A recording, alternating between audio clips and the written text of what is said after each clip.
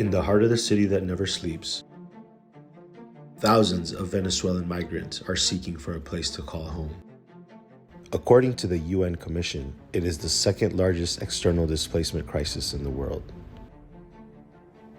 How is New York City preparing to receive this new flow of migrants? Nos tratan como unos presos.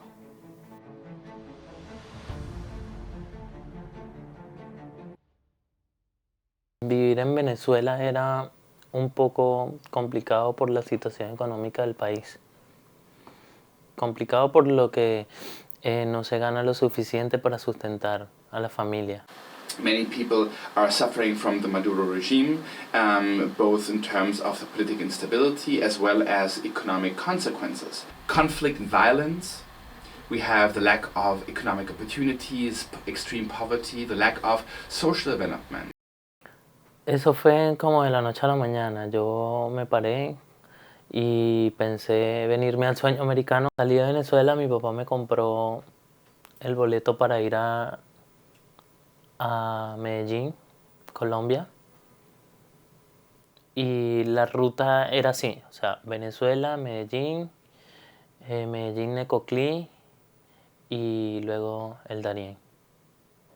The Darien Gap is a remote, roadless, dangerous crossing on the border between Colombia and Panama.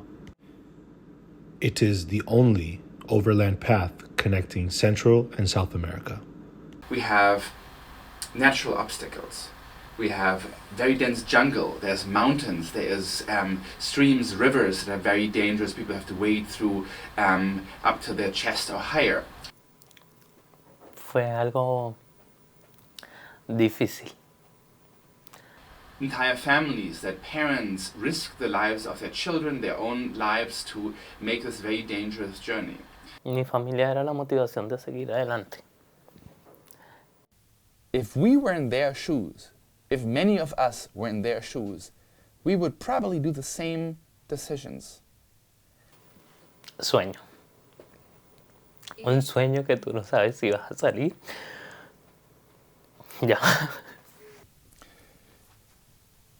New York City is experiencing now a larger influx of people than we have seen in the past, especially in different kind of quality. It's not just some people come in.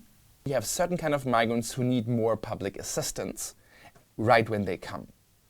Llegué a Nueva York y entré al Hotel Roosevelt.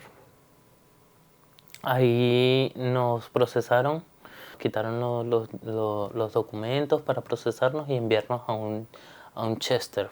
The reasons why this humanitarian aspect comes in, that we need to provide shelter to these people, is, to some extent, that the status determination process, meaning they can't just go and work, we make those people dependent, and that means we as a community have to fund them. Many of them would like to work. They would like to be resilient and self-sufficient. In order to allow them to actually do that, we need to give them the rights to do that. It is not that they are criminals, it's not that they have other motives. They have very good reasons for coming here. He estado preso y aquí en Estados Unidos me tocó estar justamente como en una cárcel. Tengo 4 días preso, pero ya yo sabía que era como la entrada al sueño americano. People want to come to New York City for a reason. There are ethnic networks, they have other people from their home countries, and that kind of link to the communities can be a very, very important stepping stone for social integration. These networks can help them to get jobs, to understand, make sense of social life, political life in the United States of America. So we shouldn't underestimate the importance of these existing links.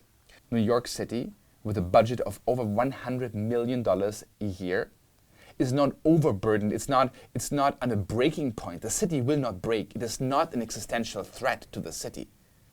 So the actual issue may be not an actual migrant crisis. This is a short-term issue about finding shelter. It's a shelter crisis in the short term. It's it's a public policy challenge that we can solve with public policy tools, expanding capacities, looking at other stakeholders, involving the private sector and the communities. It is a solvable crisis. It's a solvable public policy situation. Giving them the tools, the rights, the opportunities to contribute what they can with their brain power, with their manual labor, with their ideas. This is what we do. This is what we should do. And I think it is not an unsurmountable task by no means.